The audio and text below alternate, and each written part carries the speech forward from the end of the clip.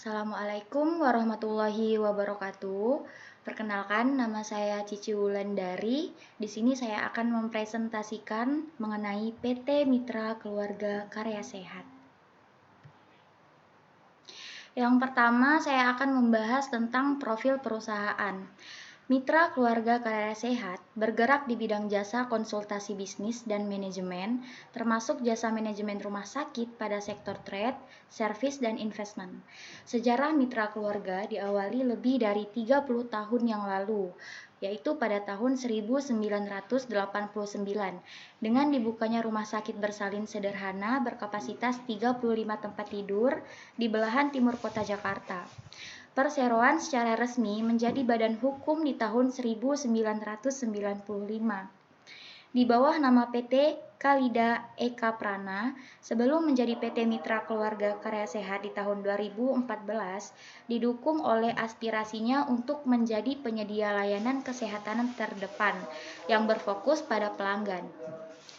Dari tahun ke tahun, Mitra Keluarga tumbuh menjadi operator rumah sakit komunitas terkemuka di Indonesia dengan tingkat keuntungan yang sehat, melayani terutama pasar paling menarik di Indonesia di area Jabodetabek dan kota Surabaya.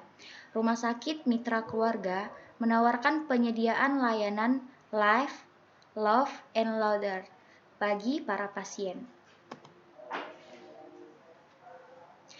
Pada bulan Maret 2015, Mitra Keluarga menjadi perusahaan publik dengan mencatatkan sahamnya di Bursa Efek Indonesia dengan kode saham MIKA di tahun 2017. Perseroan mengumumkan akuisisi PT Rumah Kasih Indonesia atau Kasih Group, jaringan rumah sakit yang terutama melayani pasien dengan skema asuransi kesehatan pemerintah, Jaminan Kesehatan Nasional atau JKN. Membuka peluang bagi perseroan untuk melayani seluruh spektrum konsumen di Indonesia, dari pasien individu dengan perlindungan asuransi swasta dan klien korporasi, hingga para pasien individu out of pocket express dan peserta JKN. Perluasan jaringan terus berlanjut di tahun 2020.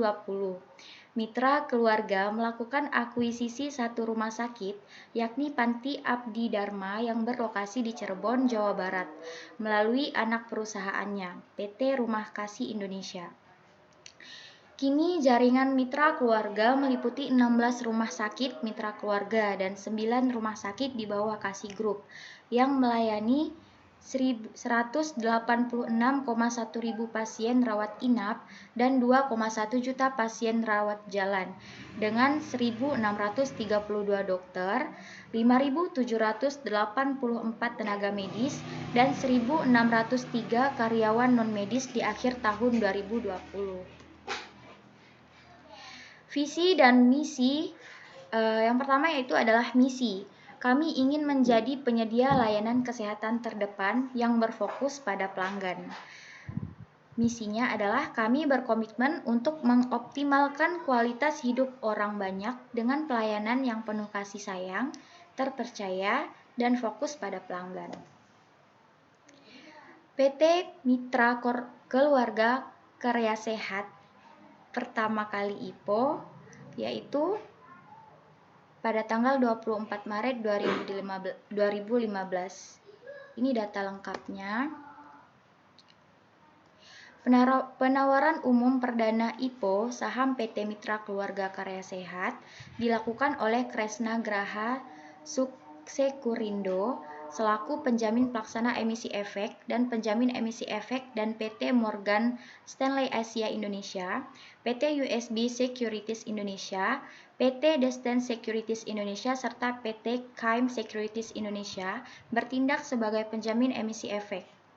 Jumlah saham yang ditawarkan dalam penawaran umum ini adalah sebanyak 261.913.000 lembar yang terdiri dari saham baru sebanyak 72.753.600 dan diinvestasikan Lion Investment Partners BV sebanyak 189.159.400.000 dengan nilai nominal Rp100 dan harga penawaran Rp17.000 per saham. Rencana penggunaan dana yang diperoleh dari penawaran umum perdana saham ini setelah dikurang biaya-biaya terkait emisi saham akan digunakan antara lain sekitar 56% untuk pembangunan gedung rumah sakit di Jakarta dan Surabaya, 20% untuk pembelian peralatan medis dan infrastruktur IT, 16% untuk pembelian tanah di Jakarta dan Surabaya, dan 8% untuk ekspansi rumah sakit. Pemilik PT Mitra Keluarga Karya Sehat yang pertama yaitu PT Gria Insani Cakrasadaya yang jumlah sahamnya sebanyak 8.812.954.200.000. Modal disetorkan 88.129.542.000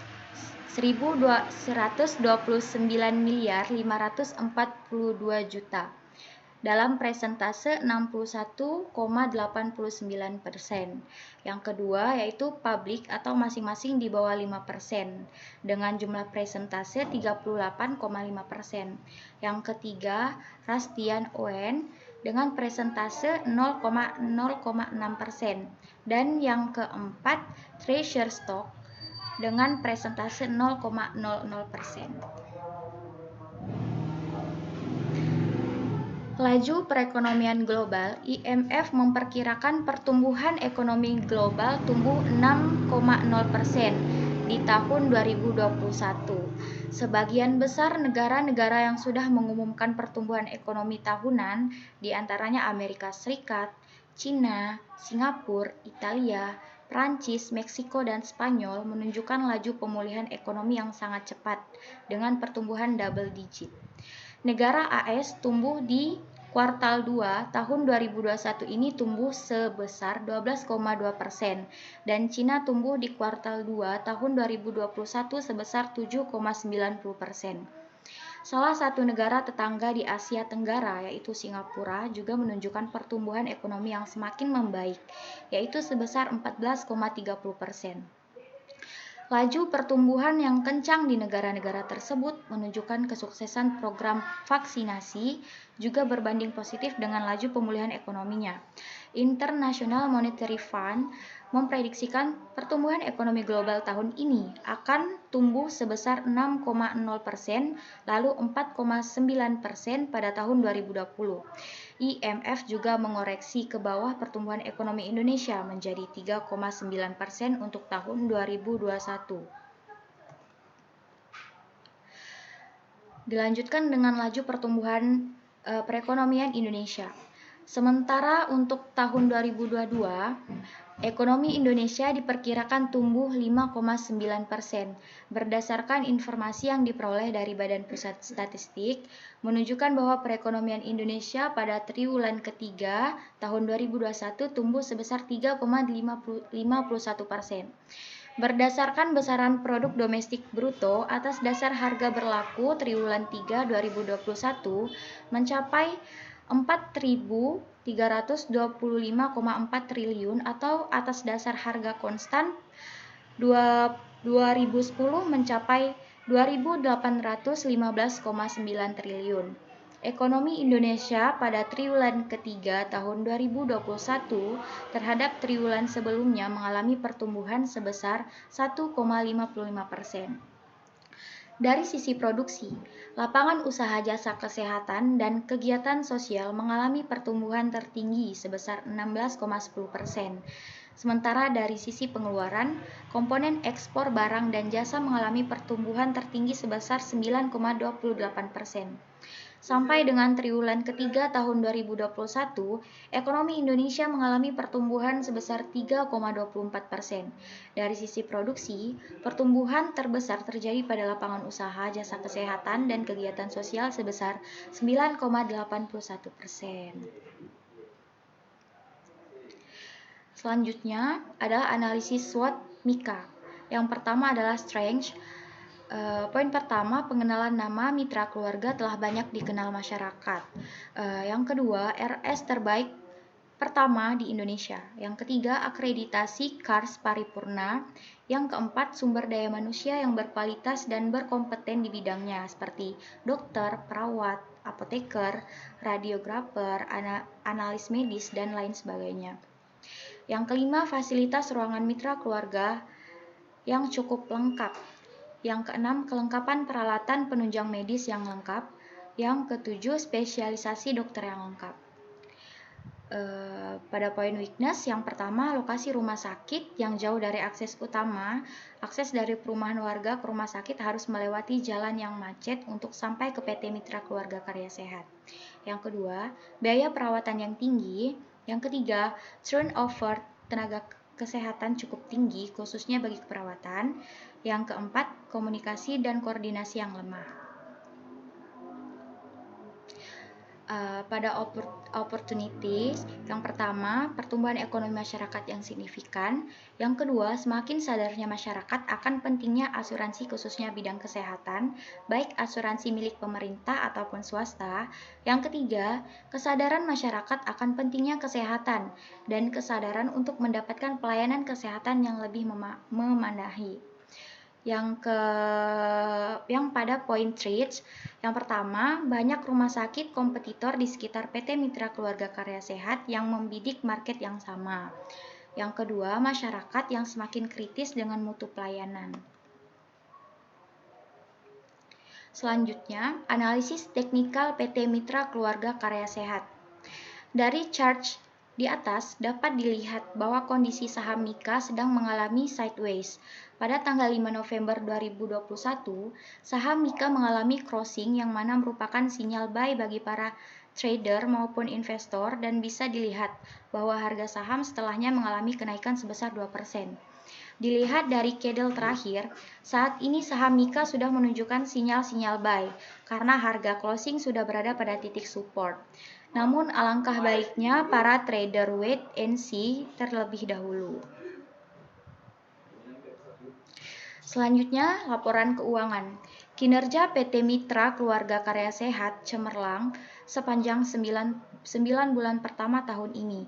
Ini terlihat dari pendapatan bersih Mitra Keluarga Karya Sehat yang melonjak 47,18% menjadi 3,40 triliun di akhir September 2021. Dari 2,31 triliun di periode yang sama tahun 2020. Dari sisi bottom line, laba bersih emiten rumah sakit ini juga berhasil naik hingga 68% secara years on years menjadi 883 miliar per akhir September 2021. Puncak kasus positif yang terjadi pada pertengahan Juli membuat efek dari kenaikan kasus COVID-19 terhadap pendapatan rata-rata per pasien cenderung minim. Tercatat pendapatan rata-rata per pasien untuk rawat inap dan rawat jalan masing-masing turun sebesar 9,6% dan 3,5% secara kuartalan pada kuartal 3 pada tahun 2021. Mika sendiri menangani lebih sedikit kasus COVID-19 di kuartal ketiga pada tahun 2021, di mana hanya sekitar 9% dari total ranjang operasional untuk penanganan COVID-19. Merujuk pada laporan keuangan yang diterbitkan perusahaan di Bursa Efek Indonesia, segmen rawat inap Mitra Keluarga Karya Sehat mengalami kenaikan per September 2021. Mika membubuhkan pendapatan senilai 2,23 triliun dari segmen rawat inap, loncat 48,66% dibandingkan periode yang sama tahun lalu. Sedangkan dari segmen rawat jalan, Mika mencetak pendapatan sebesar 1,16 triliun, meningkat 43,54% dibandingkan periode Januari sampai September pada tahun 2020 yang sebesar 814,20 miliar. Seiring dengan kenaikan pendapatan, beban pokok pendapatan Mika juga meningkat sebesar 32,78% per kuartal 3 pada tahun 2021 menjadi 1,62 triliun. Dengan rehat itu, Mika membubuhkan laba bruto sebesar 1,78 triliun, naik sebesar 63,30% dibandingkan periode September pada tahun 2020.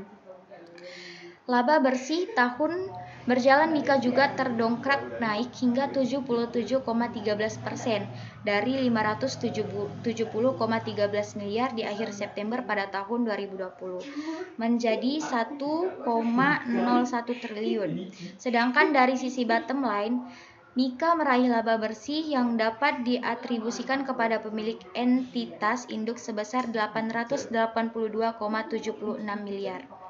Jumlah ini naik sebesar 68% dibanding periode 9 bulan pertama pada tahun 2020 yang sebesar 525,44 miliar.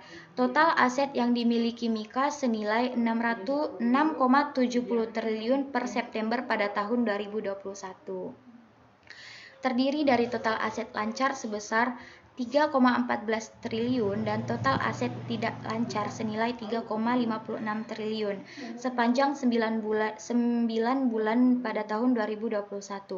Mika mempunyai total liabilitas dan ekuitas sebanyak 6,7 triliun dengan rincian bahwa total liabilitas sebesar 901,63 miliar dan total ekuitas sebesar 5,8 triliun. Yang terakhir adalah kesimpulan, PT Mitra Keluarga Karya Sehat tercatat di Bursa Efek Indonesia pada hari Selasa, tanggal 24 Maret pada tahun 2015.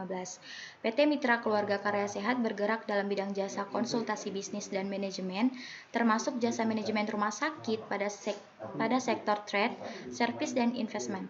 Prospek emiten rumah sakit masih menarik di tengah kondisi pandemi yang belum usai. Ketika pandemi virus corona menyebar dan terus menelan korban, rumah sakit menjadi sektor yang paling bersinggungan langsung. PT Mitra Keluarga Karya Sehat sebagai salah satu emiten rumah sakit yang beberapa unitnya juga menjadi rumah sakit rujukan untuk penanganan virus. Hal ini dibuktikan pada kuartal 3 tahun 2021, pendapatan bersih Mitra Keluarga Karya Sehat melonjak 47,18% menjadi 3,40 triliun di akhir September pada tahun 2021. Dari 2,31 triliun di periode yang sama tahun 2022 dan berhasil mencatat laba bersih emiten rumah sakit ini naik hingga 68% secara years on years menjadi 883 miliar per akhir September pada tahun 2021. Sementara dilihat dari kondisi saham Mika saat ini sedang mengalami sideways. Terlihat bahwa pada tanggal 5 November 2021, saham Mika mengalami crossing yang mana merupakan sinyal buy bagi para trader maupun investor dan bisa dilihat bahwa harga saham setelahnya mengalami kenaikan sekitar 2%. Sedangkan dilihat dari candle terakhir saat ini, saham Mika sudah menunjukkan sinyal-sinyal buy karena harga closing sudah berada pada titik support. Namun alangkah baiknya para trader wait and see terlebih dahulu. Sekian, terima kasih penyampaian dari materi saya. Kurang lebihnya saya mohon maaf. Wassalamualaikum warahmatullahi wabarakatuh.